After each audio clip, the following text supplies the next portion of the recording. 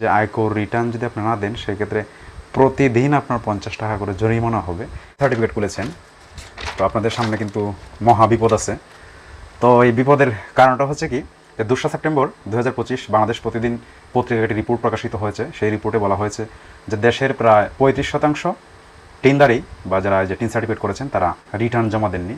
তো এখন এই রিটার্ন জমা না দেওয়ার কারণে জাতীয় রাজস্ব বোর্ড যে কয়টা আপনার বিভাগ রয়েছে, কর অঞ্চল রয়েছে, যারা এই রিটার্ন জমা নেয় বা কর সংগ্রহ করে, তাদেরকে নির্দেশ দিয়েছে যে যেন অচিরেই তাদের যারা আপনার রিটার্ন জমা দেয়নি তাদেরকে যেন নোটিশ দেওয়া হয়।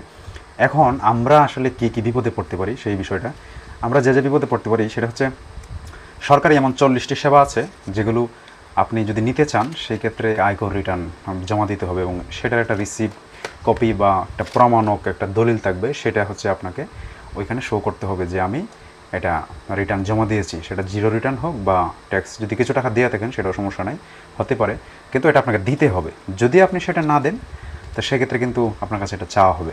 এখন কথা হলো, তো বিপদের সম্ভাবনা কী, মানে বিপদটা কীভাবে আসবে? বিপদটা আসবে সেইভাবেই, যখন আপনি কর অঞ্চলে যাবেন এই যে আয়কর রিটার্নের একটা কপি আনার জন্য, যে জিরো রিটার্ন দিয়ে হলেও কীভাবে আনা যায়।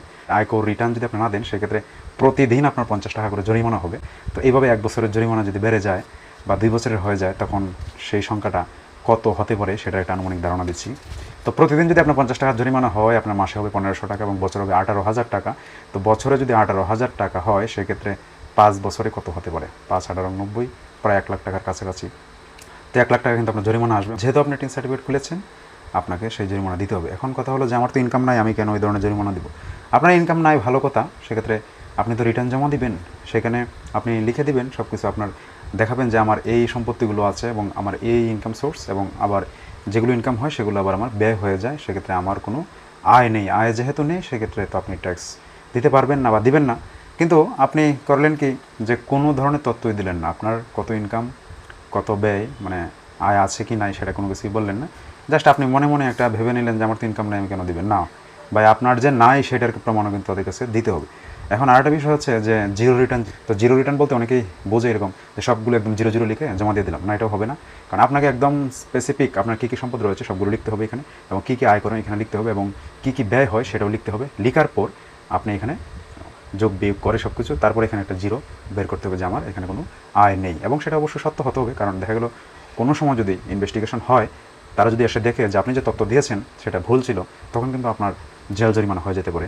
তো সেই জন্য সবাইকে বলবো যে যারা টিন খুলেছেন আপনারা রিটার্ন আপনাকে দিতেই হবে, এটা বাধ্যতামূলক সরকার করেছে। এবং 2 সেপ্টেম্বর 2025 বাংলাদেশ প্রতিদিনে যে রিপোর্টে প্রকাশিত হয়েছে, আমি আমার এই ভিডিওতে লিঙ্ক দেওয়া থাকবে, আপনারা লিঙ্কে ক্লিক করে সেই খবরটা পড়ে আসতে পারেন। আশা করি অনেক কিছু ধারণা পাবেন। তো বিপদে পড়তে না চাইলে এবং প্রতিদিন যদি 50 টাকা জরিমানা গুনতে না চান, সেক্ষেত্রে কাজটা দ্রুতই করে বলেন। আজকে পর্যন্ত ভালো থাকবেন সবাই।